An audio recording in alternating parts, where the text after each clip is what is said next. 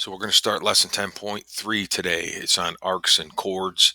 Um, we're going to be looking at in either a circle or in a pair of congruent circles. We're going to look at the relationship between arcs and the chords that create those arcs, as well as the relationship between a diameter or radius to a chord or to an arc. And essentially what we're going to have is four different theorems that give us information about arcs, chords, and their relations to each other and to the measures of each other. And we're going to use those four different theorems to solve some basic questions involving these arcs and these chords. Okay, so we're going to get right into the theorems. The first theorem, they just have labeled as 10.3, and what it says is that if you're in the same circle or in congruent circles, two minor arcs are congruent if and only if, that's biconditional, if and only if their corresponding chords are congruent. Okay, I'll give you a second to think about that. So two minor arcs are congruent if and only if their corresponding chords are congruent. So what this theorem is saying, okay, if we look at the drawing over here, that if we know arc FG and arc JH are the same measure, then chord FG and chord JH have to be the same length. Okay, so if the chords are the same length, then the arcs that are created by the endpoints of those chords are going to be the same measure. Okay, so if the arcs are the same, chords are the same, and the converse, if the chords are the same, then if the arcs are the same, then the chords have to be the same, and if the chords are the same, the arcs have to be the same. So we'll use that one to solve some questions.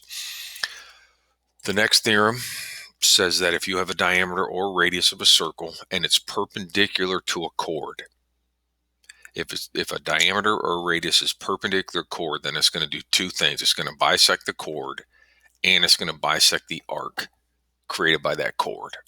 Okay, so if we look down in here, we got a diameter AB, and you have chord XY. Okay, so AB, you can see in the drawing, is perpendicular to XY. Since that happens, you now know that XZ and ZY have to be the same length because our diameter is going to bisect this chord, and this arc X to Y is now cut in half. X to B, that arc, and the arc that is B to Y, those two now have to have the same measure. So if I knew this arc X to Y, let's say, was 100 degrees, then XB and BY are both 50 degrees. If I knew the length of this chord XY, let's say, was 10, then I know XZ is 5 and ZY has to be 5. Okay, and that happens only when a diameter, or you can see it as a radius, CB, is perpendicular to a chord. Okay, now the next theorem is kind of like the converse of that. It's a bit of a direct statement, okay? It says the perpendicular bisector of a chord has to contain a diameter or radius of a circle. So basically what they're saying is, and it looks like the same drawing, it is the same drawing. Well, actually the congruent symbol is here, that if AB is perpendicular and bisects this chord, then it has to go through the center of the circle. The only way you can be perpendicular and bisect a chord is if you are going through the center of the circle. Therefore, you're either a diameter or you're a radius. So it's really the converse of the last concept we had. Okay, but again, we can use these facts to help us solve some simple questions. Okay, the last theorem says that if you're in the same circle or congruent circles again, then chords are congruent if and only if they're an equal distance from the center. Kind of an interesting one. So as you look at this, okay, if I knew, okay, that FG and JH were the same length, then XL and LY would have to be the same length, because the true distance from the center, remember, the true distance to a chord is a perpendicular line to that chord. So from the center to this chord at point X, that's a right angle. So that's the direct distance. And from the center L to chord JH we hit here at Y, that makes a right angle. Okay. And what this theorem is saying that is if this chord FG and this chord JH are truly the same length, then they got to be the same distance from zero. Okay. I'm giving to you that kind of as a straightforward fact. I mean, we could do some work to prove that this happens. Um, but right now we're gonna take it as fact, and we're gonna use that to help us solve some questions. Okay, first question. In circle C, they're telling us that arc DE and arc FG are the same. So the distance along the circle from D to E is the same as the distance along the circle from F to G. Okay. Now, they're asking us to find the length of segment FG, which is this chord right here. Well, because arcs DE and FG are congruent and they're in the same circle, then their corresponding chords, which would be DE and FG, they got to be the same length. Remember, if the arcs have the same measure, the chords got to be the same length. So it's real simple here. DE's got to equal FG. 2x plus 6 has got to equal 5x minus 9, doing substitution. Okay. Add a 9, subtract a 2x, divide by 3, x is 5. Just make sure we finish the question, though, because it said find FG, right? So FG is 5 times our x value, 5 minus 9. That's 25 minus 9, which is 16. Okay? So again, in a circle, if the chords are the same length, they create arcs that are the same length. Okay, next question. Oops, that should say in circle D. The measure of arc EFG, so this arc right here, EFG, is 120 degrees. They want us to find arc FG, and they want us to find EG, which is a full length across this entire chord's length. Okay, so notice from the drawing that E to F is a radius, and the radius is perpendicular to the chord. So if the radius is perpendicular to the chord, we know two things happen. Number one, we know that DF bisects the arc, and we know that DF bisects the chord. Okay, so it's going to do both those two things. So the first one's pretty easy. Okay, we know that EF, this arc, and this arc are the same. Okay, we also know that EH and HG have to be the same length. Okay, so arc FG has got to be half of the entire arc. So half of the 120 is 60. So FG's got to have an arc measure of 60.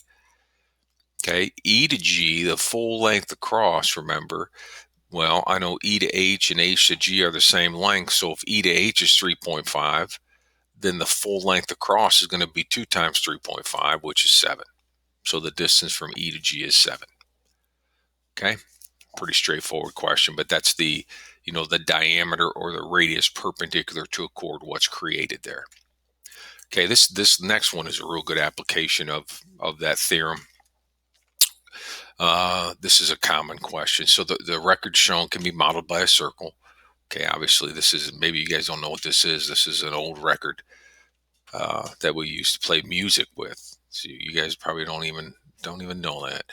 All right, so we got diameter CD. We can see this diameter here. It's a chord CD that goes through the center of the circle. That makes it a diameter. It is 12 inches long. This chord FH right here is 10 inches long.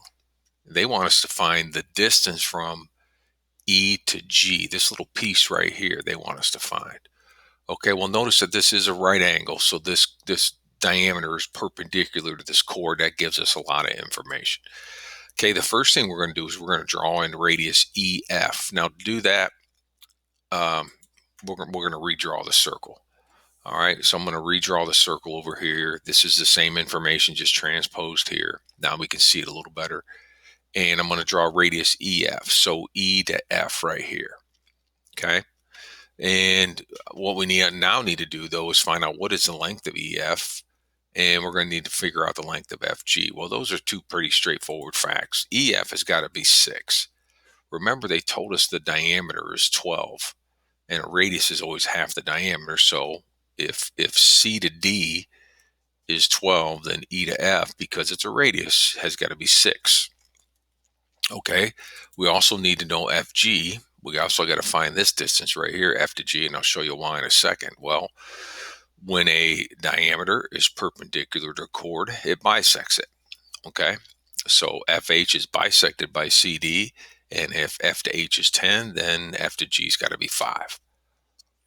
Okay, so now what we're going to do to find EG is we're going to do the Pythagorean theorem right here. Okay, we got this right triangle. EF is the hypotenuse, FG is a leg, GE is a leg. I know EF is 6, I know F to G is now 5, and I'm going to be able to find E to G by doing Pythagorean theorem. Okay, so EG squared plus FG squared equals EF squared. Okay, I know FG is 5 and EF is 6. EG squared's got to equal 11. So EG equals the square root of 11. Okay, so now we figured out the distance from E to G. So EG is going to be the square root of 11, which is about 3.32 inches. Okay, they could also ask us for the length of G to D. Okay, the length of G to D, which is a nice follow-up question. And what we would do here is we'd understand that E to D has got to be 6 because it's a radius. And we know E to G is 3.32. So if I take 6 minus 3.32, that leaves you with G to D.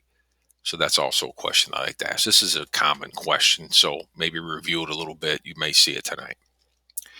Okay, last one deals with our last theorem here. And if you remember what this is talking about, is that I have chord QP and chord RS. Okay, and they're showing us that the distance from H to T is 8 and H to U is 8. So they're showing you that these chords are an equal distance from the center. Well, if they're an equal distance from the center, then the chords have to be the same length. All right, so it's a pretty straightforward question. PQ's got to equal RS. 3x minus 4 has got to be 14. 3x has got to be 18. X has got to be 6. And they just asked us to find x, so that's all we have to do. Okay, the other way they'll do this question is they'll tell you these chords are the same length, and then they'll put the equation in here for the distance from H. You're still going to set them equal to each other and solve. All right, so that's a little bit about arcs and chords and the theorems that relate them in terms of their lengths and how we can make some calculations to figure out some basic really algebra questions. So your homework tonight is actually pretty short. So I will let you get started